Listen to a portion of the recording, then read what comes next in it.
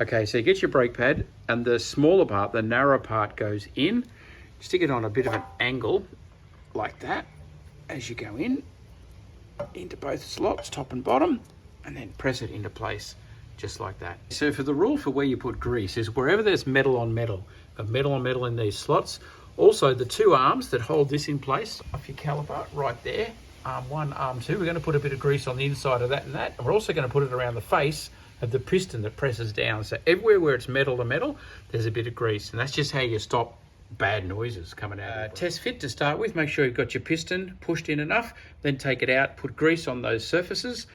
Okay, James done a brilliant job here, just a smear of grease on all those faces, beautiful, like that. Don't need too much, but just so there's a bit of metal, there's a bit of grease between the metal contact. Okay, pads are in place, make sure they're still up nice and tight, and now slide that caliper on.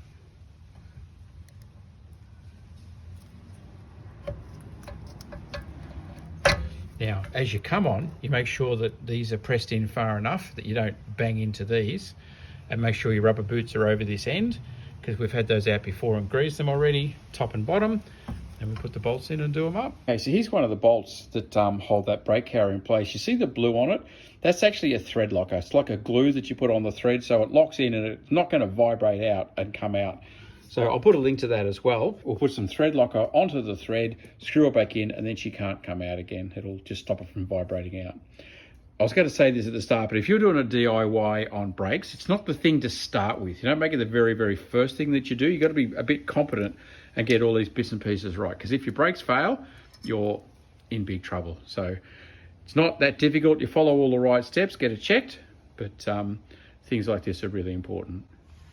Okay, so your socket back on, get your wrench set up in the doing up direction. Remember, we're holding that in place, and then do that bolt up nice and tight. Okay, so get them up really, really snug. Just visualize everything, make sure it's all square and sitting really well and doing the part like that. Everything is spot on. So that is all brilliant. Okay, over to the other side. Put your wheel back on this side and you are ready.